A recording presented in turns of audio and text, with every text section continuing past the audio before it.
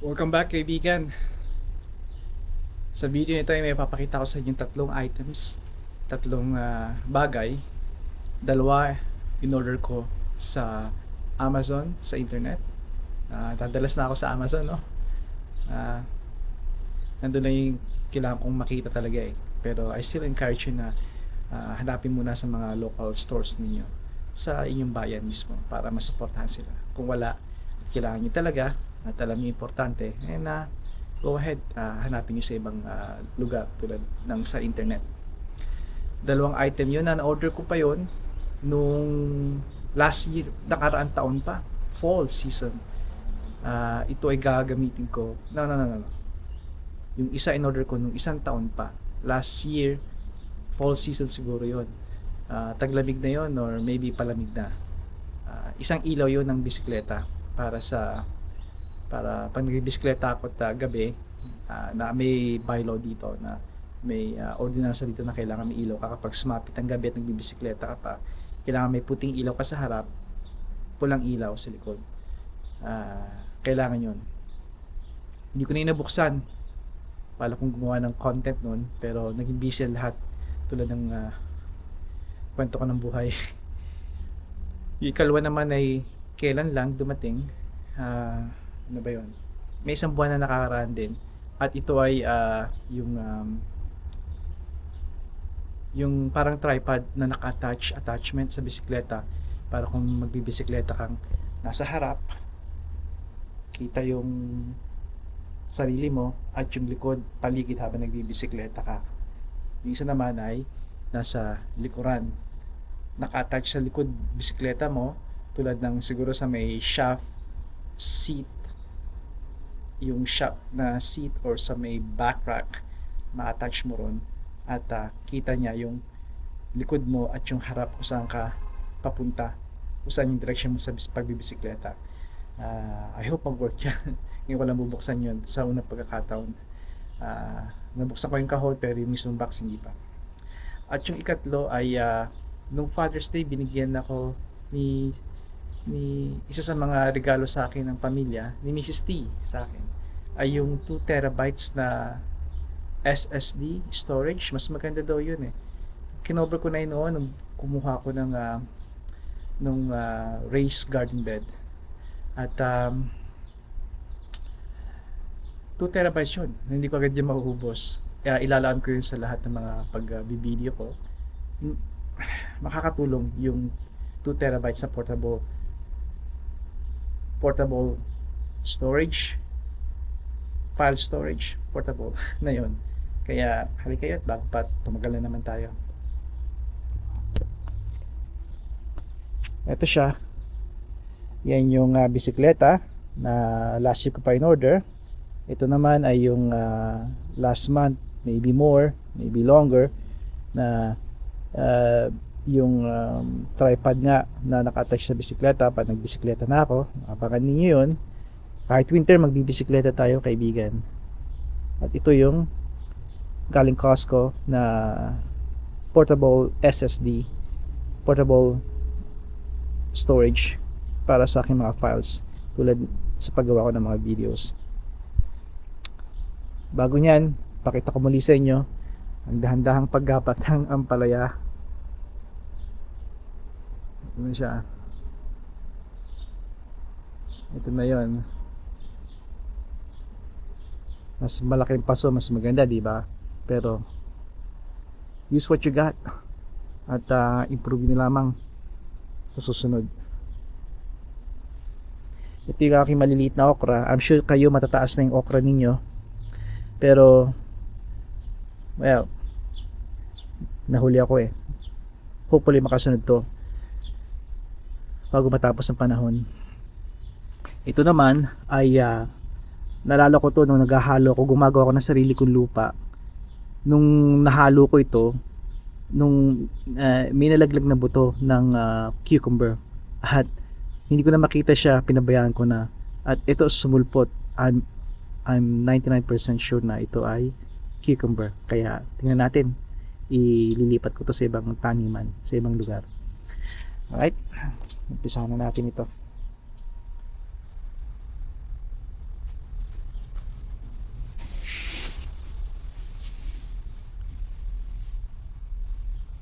Okay.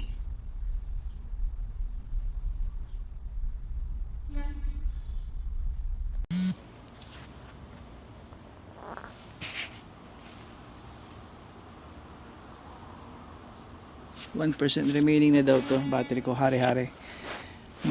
Kaya pala pula. Pula na yung LED niya. Pareho silang pula. Ito yung backup na pang record, at ito naman ay yung indication na pula na 1% na lang daw to. Okay, bilisan natin. Okay. Una ay itong umpisa natin yung pinakamatagal, yung in-order ko. Ito nga yun. Ito ay yung light. Ito yung package.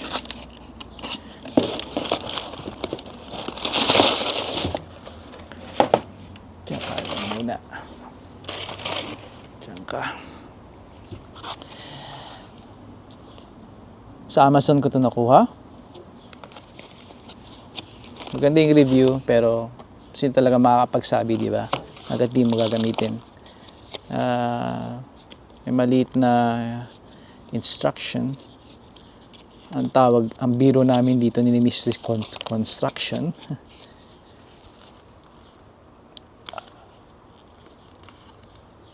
You know what? Pipicturean ko to. Kaya ito yung tail light. Ayun na kung pagbubukas. Ito yung ilalagay nyo sa may puwetan nyo, upuan, o sa may back rack. Mas maganda sa may seat niyo. Ilaw. Pwede siyang nakaganyan, nakalagay, or pwedeng horizontal or vertical. Meron siyang elastic, typical na nakikita nyo sa mga tindahan ng mga bisikleta, sa Walmart, Canadian Tire, na nirarap around nyo ito. I hope maganda ito at secure. Ito naman yung connector niya, pang charge. Itong laging yung kukunin, flashlight, ilaw, anuman, mga lamp. Maganda, rechargeable kesa doon sa para hindi na kayo nagme-mess around ng battery, mga AA, AAA. Kailangan pa rin natin yon, pero limitahan natin, di ba? Ito siya. At buksan natin. May ilaw, di ba? Pwede ba ito mag-blink? Okay. Alright. Marami siyang and off. Marami siyang settings, di ba? Okay. Ito sa likod, kailangan to dito sa town. Kadalasan dito sa Toronto, kailangan niyo ng ilaw sa harap at sa likod. Puting ilaw sa harap, pula sa likod. Lagay natin siya dito.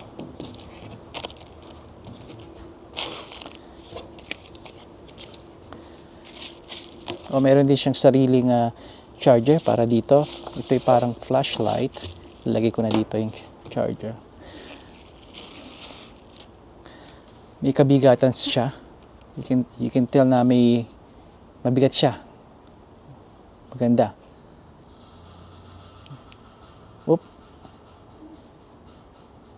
Yan ang high. Maybe that's low.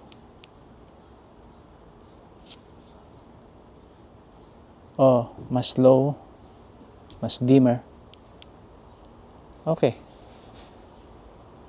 Mayroon din siyang settings, no? Ito ang gusto ko. Nakita ko to sa iba eh. Mas maganda to, hindi siya malikot ang ilaw, di ba? Sangayon ba kayo? At off. Marami siyang settings, no? Ito yata yung kanyang pang-mount. I guess, slip mo lang siya dito. There. What happened? Ayun. Kaya, ma-mount nyo muna to sa manibela at saka nyo ito i-slide ng ganon. At yun. Settings 2, setting 3. Okay. Alright, 5 minutes na nakakaraan dahil nag-time out yung screen. Alright. Pipicturean ko to para makita ninyo. Ano pa bang susunod? Ito. Teka. Ito na munang sa bisikleta.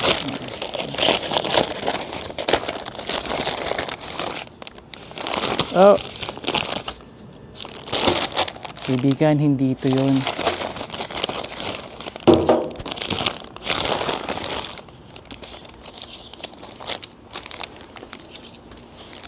Mali. Ito yung mga binhi na binili namin sa, kakaiba kasi ito, kaya binili namin sa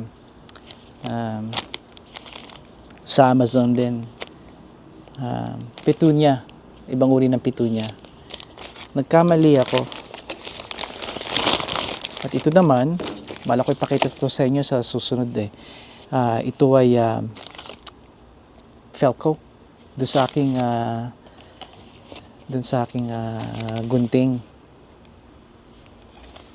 sa Cicatrix ko. Ito yung panghasa niya, napakaganda daw nito. At yung F8 ko, Felco 8 ko. At ito may holster dito, makikita niyo yung typical isang holster lang, 'di ba? Para sa inyong gunting. Pero meron ditong extra, ito naman ay para dito. Para kung kailangan kong hasain, nandito na kagad. Nasa 50 to 60 bucks ito kung bibilhin ninyo. And I think I paid around 50 bucks, maybe more dito. Original naman to. They're all made in the USA, kaya napakaganda. At yung Felco kilalang Switzerland made, Swiss made yun. Itong leather na to gawa sa US at ito gawang US din. Kaya magandang quality to. Hindi lahat ng nakuha nyo sa online ay cheap, di ba? At very happy with this. Pero hindi ito napag-usapan natin, di ba? Mamaya ko na yun hahanapin. Ito na muna. Okay.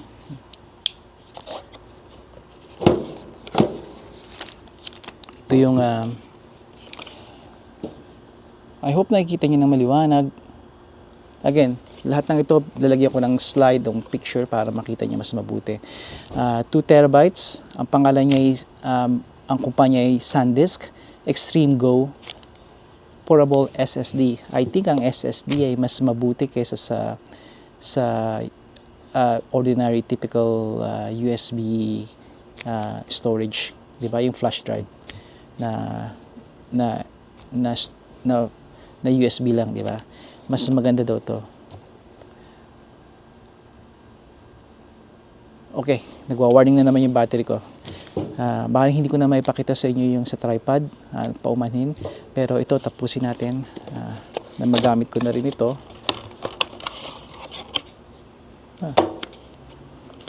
Oh, ito lang siya. Okay. Kung mawala naman ako ng battery, naubusan na ako ng mga bala. Naubos na rin ng